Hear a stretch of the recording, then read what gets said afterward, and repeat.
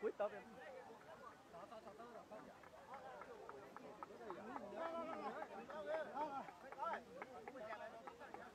Rồi chạy đi coi. Lùi ra mà thế đi. Lùi xuống đây, lùi xuống đây. Máy đi. Hả? Máy vừa nó lùi xuống đây.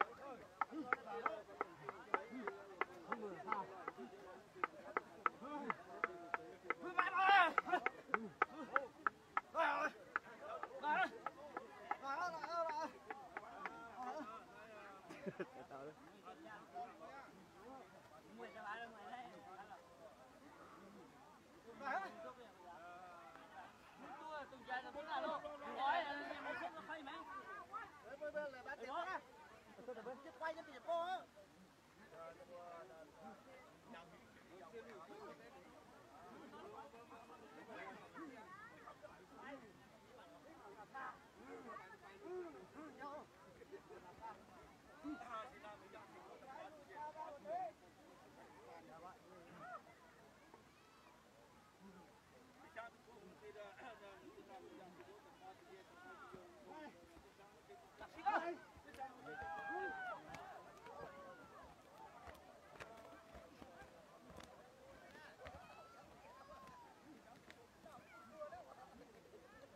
Thì lại luôn.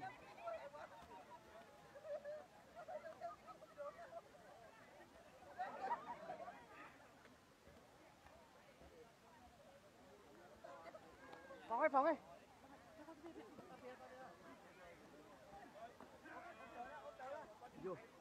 Vô, tảo luôn.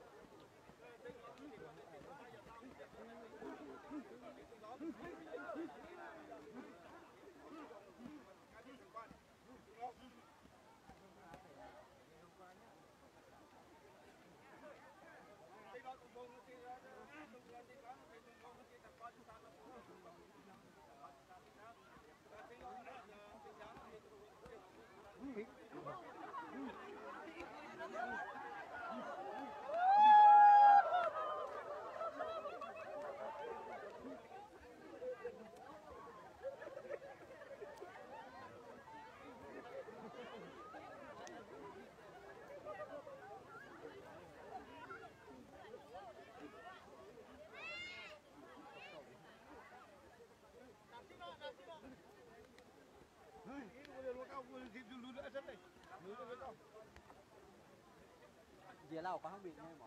Không nào.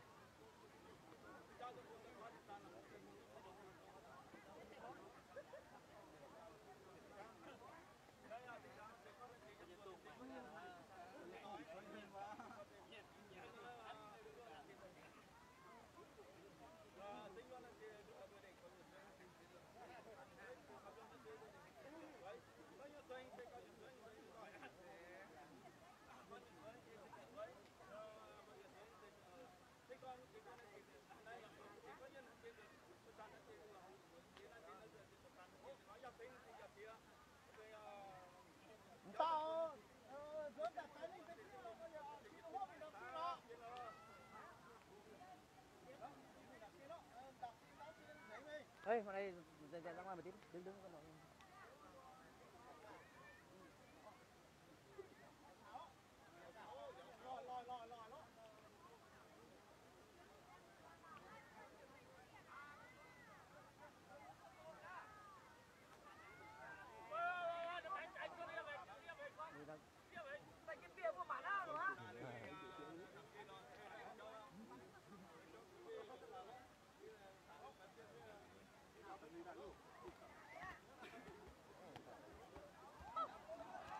Ui, cái tớ đâu mình tóm con.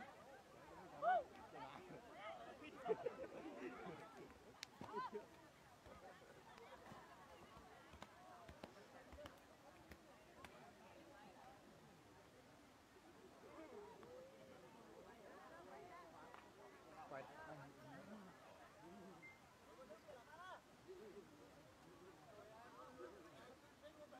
Ai. Ai.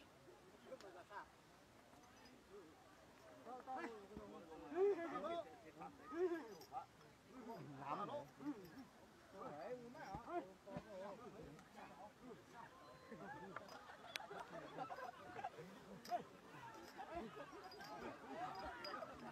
Bảo cho này dẹp ra tí. Hãy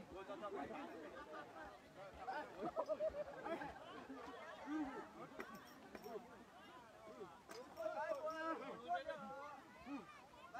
Mì Gõ để không bỏ lỡ những video hấp dẫn.